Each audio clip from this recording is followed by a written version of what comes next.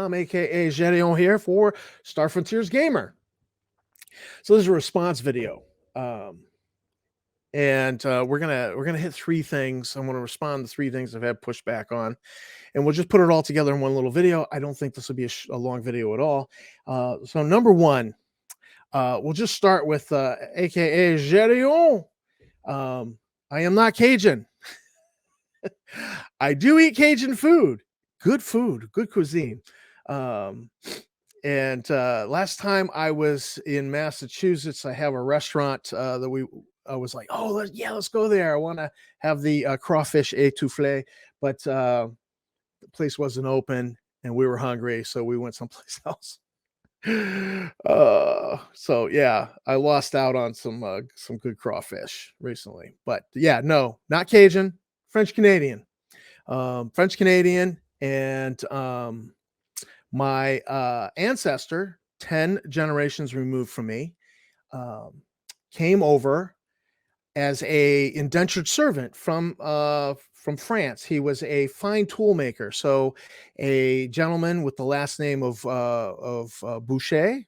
You know, if you Englishize it, it'd be Boucher, but you know, Boucher.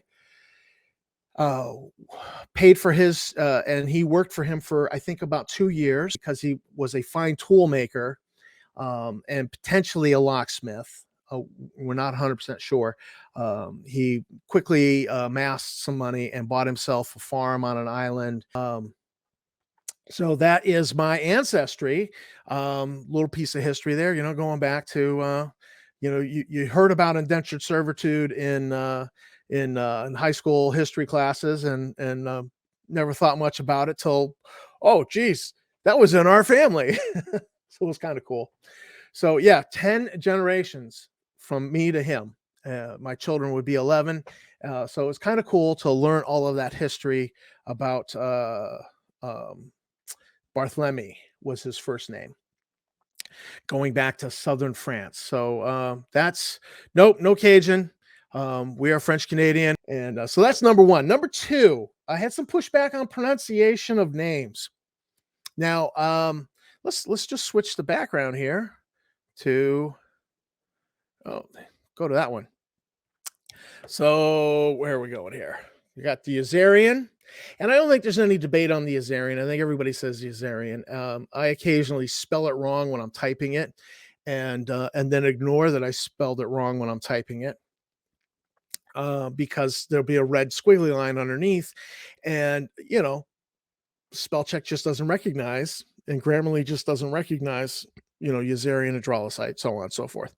So you just ignore them, and then next thing you know, you've published a video with the title card, say, you know, the title will have Yazarian spelled wrong, and you'll get pushback on that. But yeah, there's really, I don't think there's any real debate about Yazarians. You know, you know, and then we have Drolosites. If I can, my buddy there with the eye spots. I don't think there's any real debate on Drolosites. The problem is in a recent video, I mispronounced Vrusk and I said Vrusk.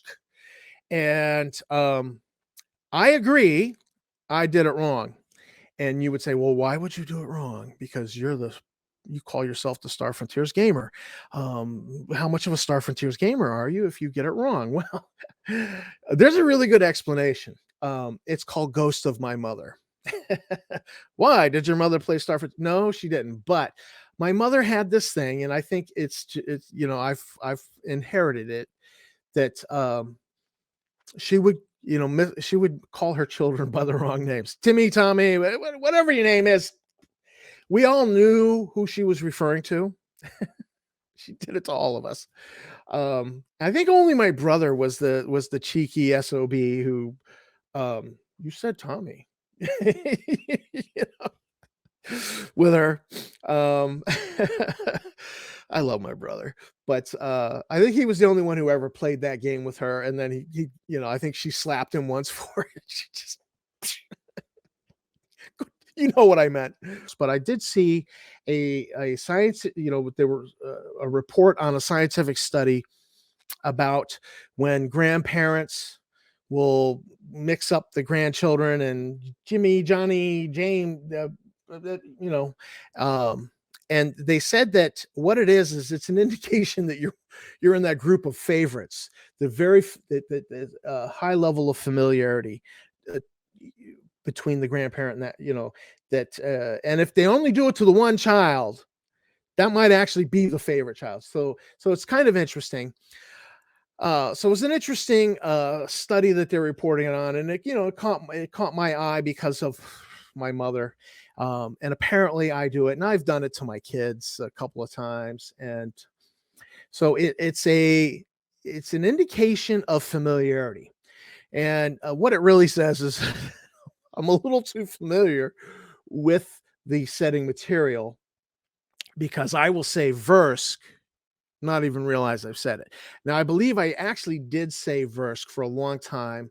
When the game first came out and I first got the game, I think we pronounced it Vrusk. And later on, when I was older, I really think it should be Vrusk. And I really believe with, everybody who called me on it, I agree with you. It should be Vrusk, Rusk with a V added to the front. It doesn't roll off the tongue, but you know what? For the Vrusk in Star Frontiers, um, they are a little bit awkward. Their language, there's a language difficulty there for them communicating with the rest, I believe. And so yeah, maybe their names should not be easy to roll off the tongue. Maybe it should be Vrusk and not Verse. Now, other point of pushback about the polyvox. The Vrusk were pictured in some of the early artwork with polyvoxes. I've endeavored to picture them with all. I've also drawn them without. I've done illustrations of them without polyvoxes. But I re-looked at the book when there was a little bit of push on that. I re-looked at the book. I says, you know what? There's nothing here that absolutely says they have to have a polyvox. So if you go that way in your setting, you are literally correct. There's absolutely no I could not find, but I didn't check the basic game book. But maybe so it might be in there. But I was looking at their description, their species description in the advanced game book, and then I looked up Polyvox's description in the equipment. Core 4 can speak it. Here's my thing: is the species language is based off of clicks by the mandibles and a plate that buzzes in their mouth. So, I'm going to continue to go with the interpretation that Vrusk do understand Pangal. You speak Pangal to them, they understand it, and they speak, but because they're speaking with clicks and buzzes, that they actually need the Polyvox translator to translate into Pangal for them. And I also believe that any of the other core 4, the humans, Drolocytes, Usarians, can understand the Vrusk native language. And but they can't speak it. They can't do the mandible clicks and the buzzes. It's just beyond. Now, the one exception would be when you read the species description for the Ossakar and Zebulon's Guide. Now, I know some of you don't like adding the Zebulon's Guide material to the setting. I do and I don't. I do like the Ossakar as a species, though. I think they're rather interesting. But the Ossakar's description of their vocal apparatus and the extra fluting and that they can duplicate any language. I go ahead with, they can actually speak the Vrusk language. So they are their own walking polyvox. They don't need it. It's like that scene in Blazing Badges. We don't need no stinking bad. Here's the Oscar. They're like, polyvox. We don't need no stinking polyvox. And I also like it because it sets up that Han Solo Chewbacca thing that you could have two characters, pilot and co-pilot, one speaks in one language, the other one understands it. The other one speaks in his language, and the other one, that whole Chewbacca Han Solo relationship, which is cool. We love that.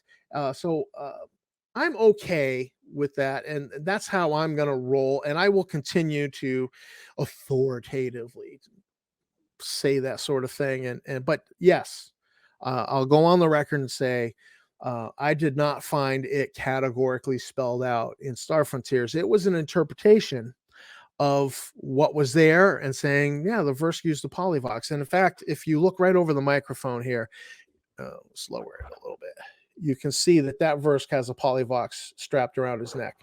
Of course, that's fan material. This is a fan artwork that was a cover of the Frontier Explorer. So that's not authoritative. It's, you could say, fan canon, but I'm kind of cool with it.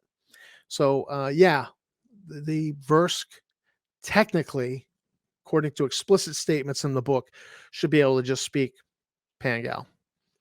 But that's not how I'm going to roll. I like the interpretation of them as needing the polyvox, but they certainly understand it. They hear Pangal, they understand it. Absolutely. So that's that issue.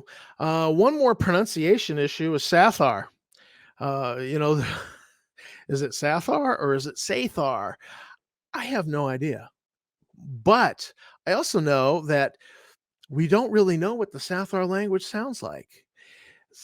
But Sathar have communicated in Pangal, so they understand the trade language. They've learned it, presumably by kidnapping, abducting people. And I'm going to trade my background up here. There we go. We've got less graininess going on. So Sathar or Sathar? I don't know. Oh, inappropriate. Look, Sathar Destroyer. I don't know. I do know that the Sathar is actually a name in India. It's a name that I don't know if it's common or uncommon, you know, and I don't know how it's pronounced there. I'd be curious to learn. And for the most part, you have to assume that the name Sathar is a name that was come up with by the core 4 species of the frontier. Since they don't know the Sathar language, they couldn't have taken a word from that and, you know, anglicized it to be spoken, you know, Pangalized it to be spoken. So the name is definitely not derived from anything the Sathar call themselves. And then, of course, we have the nickname the Worms because they look like worms. So it's just a made up name that the frontier folks made up to describe, you know, and I would entertain, you know, if somebody came up, did a whole write up of, you know, well, it was, you know, it was an acronym, Sathar, and it meant this, and they just, because they kept writing the acronym rather than write out that long phrase, it became Sathar. That would be cool if you could think of a really good acronym for Sathar to describe them. You know, I mean, I would have been like, yeah, they're space orcs. They're just trying to kill us. You know, it is what it is. But yeah, if somebody did a write up like that, that'd be really cool. And, you know, submit it to the Star Frontiersman magazine. You'd want to send that to Star Frontiersman at gmail.com is the email address that we've just worked up for the resurrected Star Frontiersman Volume 2. So, you know, if you had some thoughts and you had, you know, did a nice 1 or 2 page write up, that'd be kind of cool. A little plug for the magazine. So I don't know what the proper pronunciation is for Sathar. I go with Sathar. I've had a friend who said Sathar. I think both are good. Now, let's get back to Vrusk and Vrusk. I had the pleasure of growing up in the United States Air Force on Air Force bases. That meant we traveled around, and in particular, when Dad was sent to England, and I went to high school on Lakenheath, RAF Lakenheath, which was an American public school run by the Department of Defense. You had people from all over the United States. It was like a real melting pot. So you actually heard a lot of different, and I happened to fall in with It was like people kind of clicked into groups, and I happened to fall in with a clique that were all from south of the Mason-Dixon line. So initially, they referred to me as Yank, which was funny because when you're in England, the British refer to you as an American as Yank. So I was getting it from two sides live, and but eventually, I bonded with the group, and it was just Tom. But initially, I was Yank, and so you encounter a lot of different pronunciations, and when you're in England, I mean, you can go to London and they talk a certain way, and you go someplace else and it's different. As to Vrusk and Vrusk, I think it's quite possible that within the frontier, since we're talking about numerous colonies, some systems with two planets, even, that it's quite possible that you would have in one planet the pronunciation is just kind of developed that they say Vrusk. Like, let me propose triad. You've got a multi-species population there and in my setting, it's mostly humans, Vrusk, and Drolocytes. That the triad was the colony that was founded when the Vrusk and the Drolocytes encountered humans, and they said, "Let's found a colony to," and hence the name triad, for three. So there were the three main colonizers. Later on, when the Yazirians showed up, some Yazirians settled there. So it is a multi-species colony, and I treat it as like 90%, 30% Rust, 30% Drolocyte, 30%, more or less. The numbers fluctuate. Um, so let's imagine that on triad, they say Vrusk, at least the humans and the Drolocytes do. Uh, you have Rupert's Hole, which is a light population. I believe it's a light population agricultural colony on a planet that is inhabitable in that system. And I think it's mostly humans, but let's say they pronounce it the proper way, Vrusk, instead of Vursk. You would then be able to use in the setting if that a human on Rupert's Hole saying Vursk, you'd be like, oh, he's from Triad. That would be like a little clue that you could identify him as being from Triad. And since I've written several mysteries for running my Port Lawrence CSI game here in the house, well, we ran it through the internet, but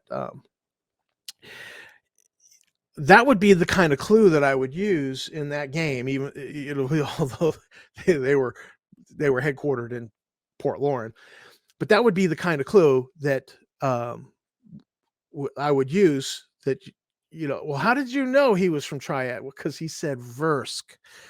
So that might be something I'm probably going to write into my game.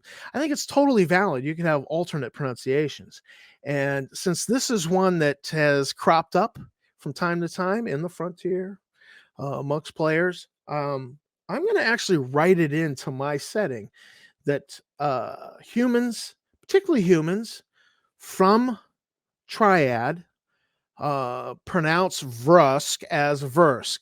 And so that's going to become a thing in my game now from this point on. That so because it's kind of cool, and it gives you a little something to use maybe as a clue. How did you know he was from Triad? Clearly, he's from Triad. He says Vursk instead of Vrusk, like everybody else. So I think that's kind of cool. I think that's something that's going to be added to my frontier. So one last item of pushback that I've had is, and you're probably noticing and I'm not sure how the lighting is doing this. I think it's as I change and then the lighting changes, we get a little bit of graininess over here under the microphone. And oh yeah, look over here behind me, there was some graininess popped up. So we're using a green screen now. Previously, adjust the fade, get it to about there. Previously, we had a lot of green halo around my head, and I was constantly catching flack, particularly from the good wife. And she hates the green halo. And even as I move here, we had, oh, yeah, little pieces over here. So, this comes the green halo. This is when somebody is using the digital background feature and they don't have a green screen.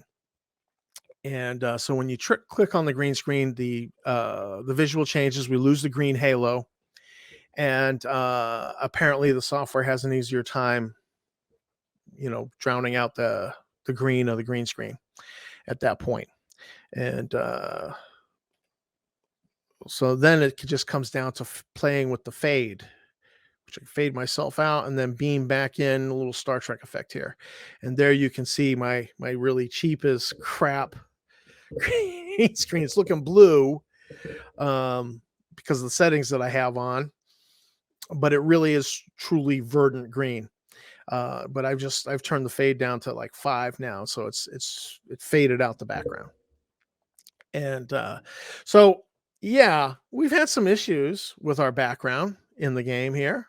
And I just like having some of these digital backgrounds. This one in particular, South Our Destroyer, is by Scott Mulder, also known as AZ Gamer. You can find him on DeviantArt. He has been a great supporter, long time supporter of the Frontier, great frontiersman. He has provided us with artwork for the magazine, going all the way back to the original Star Frontiersman, going way back. And he was the first artist that got on board with Tom Stevens and I when we started the Frontier Explorer. So, shout out, yo, bro, we love you.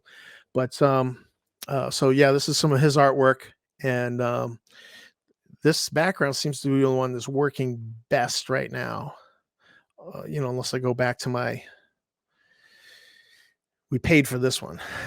And it's kind of cool. But these darker backgrounds seem to work a little bit better with the setup I have now. So yeah, we've had some struggles with the green screen technology, and we are working on ironing those out. We're working to fix those things. So yes, I hear you. Mostly it's just the wife complaining she hates that green halo. And then there's been some recent videos where we had some sound issues, and I think it was just that I didn't have this close enough. And for one, and in a couple of videos, somehow the settings got changed, and I wasn't recording through this thing. I thought I was recording through it, but I was recording through the microphone on the computer. I don't know how the settings got changed. So yeah, we've had some technical difficulties. I apologize for those. We're trying to do the best job we can, and we're hoping in the next weeks here to do a little bit different green screen, slightly better green screen setup. And so that will be cool. And then on lighting, we need more lighting on the green screen. So looking to get a professional photographer's light that's gonna put a ton of light on the green screen. Don't know how we're going to mount that, whether I'm going to put a track on the ceiling and mount it there above my desk so that it's shining on the green screen and not lighting me out. I'm doing different LEDs here to try to adjust things. So yeah, I've heard the pushback. Apologize for being so familiar with the material that I just say Vrusk without thinking about it. Don't even realize I've said it, even though in my head I know I meant Vrusk. Yeah, I was wrong about the Polyvox. Technically right, but don't care. Gonna continue going. Vrusk need a Polyvox to communicate. They understand Pangal. Yes, that is definitely canon. but the clicks and the buzzes, they need the Polyvox to translate that into Pangal for them. And we're working on the tech to be a little more professional if we can be, with this channel and with the other one, Tabletop Tap Room. So I've heard you, working on everything. I appreciate all the encouragement. I appreciate the subscribers. I had a really great note from somebody recently, and just about this show, and I just want to say thank you all. So thanks for watching the video. Thanks for hanging in there with me, even when we're screwing up settings on the microphone and things are not quite as professional as they should be. But we're working on it, and keep the pushback coming. Keep the comments coming. I don't mind pushback. I don't mind. I love the comments, and if I get something wrong, I'm not so egotistical as to be like, pretend I didn't. And I'm a big enough man to say, yeah, hey, I got that wrong. So yeah, keep the comments coming. And thanks for watching, and I will see you in the frontier.